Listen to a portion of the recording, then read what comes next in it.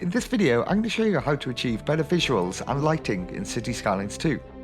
I will show you the main settings that I use on pretty much all of my builds, and a few additional things I do when creating cinematics and screenshots. This quick tutorial will hopefully help transform your visuals from ones like these to something more realistic and even atmospheric like these.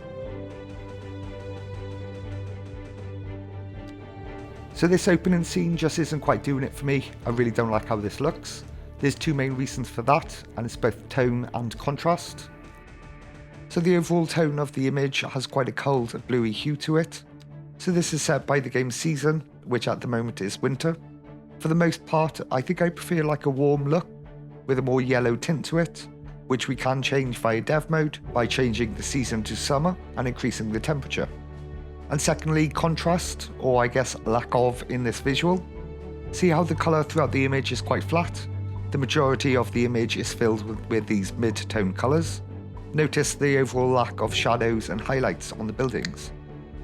Ideally, I want the image to have darker blacks, a range of mid-tones all the way up to bright whites. But even if you played around with the contrast setting in photo mode, it wouldn't help this image as there's nothing to work with in the first place. So let's fix that.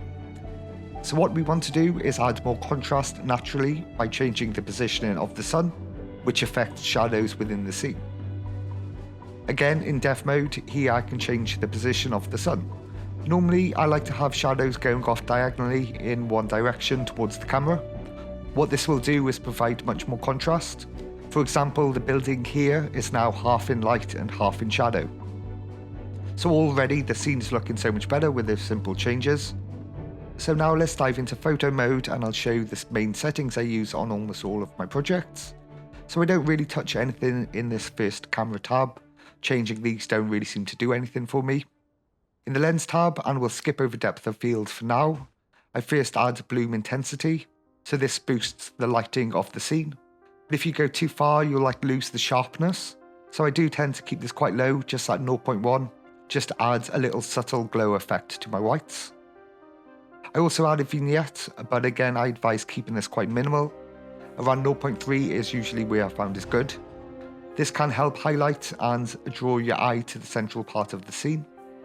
Coming into the colour tab, now surprisingly I actually don't use the saturation exposure or even the contrast slider, so contrast doesn't have enough fine control.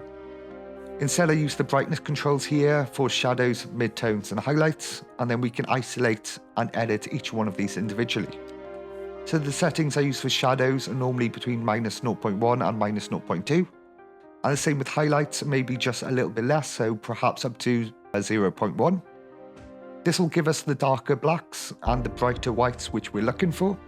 Just be careful not to over or underexpose it on either side of the scale.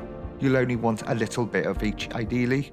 If you push the shadows or highlights too far, you will lose the detail in these areas. And then the midtones I just tend to leave alone. So those are my settings I use on, I guess, like a general basis, both in and out of photo mode. So I'm using the mod Preserve Photo Mode by Nyoko, so I can exit out of photo mode and these settings will all be remembered. Now when it comes to actually taking screenshots and videos, there are a few extra things I do, but they are often scene dependent and will need tweaking based on each scene you create. I just turn them on when I want, something a bit more stylized or atmospheric. So the first one being depth of field. So this will add a blur effect to the background and the foreground, and then that'll provide focus on the area of the image you most want to highlight.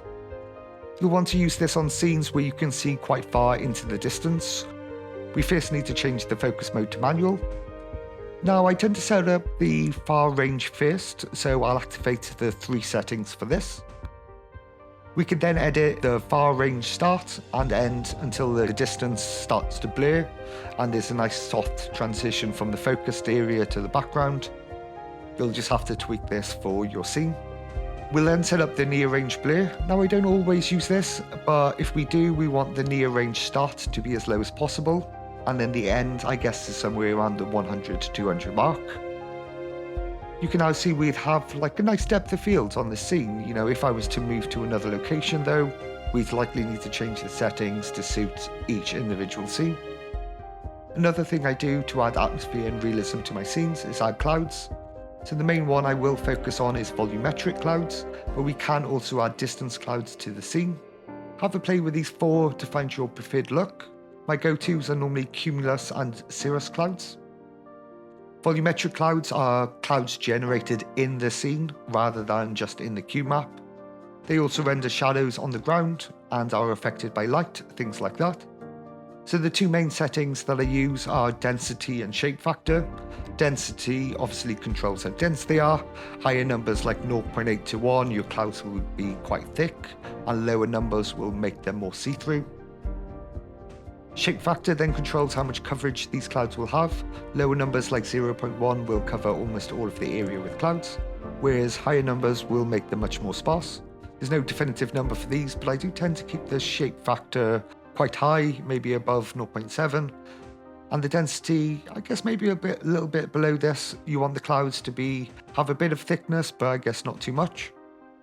There's a whole bunch of options you can change for these, but the only other ones I tend to use are bottom altitude and altitude range. So bottom altitude affects the height of the clouds. Now I normally bring this down to around 500, which just gets them a little closer to my scene. And altitude range, I also like to have them not quite as tall. You can also use these volumetric clouds to create like low-lying fog, which is something I do quite often. You can change the bottom altitude to be the lowest and the altitude range to be around 500. So the last tips to improve your visuals, which I want to mention, is experimenting with golden hour. So back in dev mode, we can make it so the sun is really low in the sky. This gives us like a beautiful golden look and casts really long shadows off buildings. What's a beautiful effect is when the camera is looking directly into the sun, you'll get like this lens flare effect, which looks absolutely stunning. Finally, I also want to briefly mention composition. Consider using the rule of thirds. This is a common principle of good photography. Try lining up your horizon with either the top or bottom line, or objects in the scene lining up with the vertical lines. So this helps the image feel much more balanced and helps lead your eye to the focal part of the image.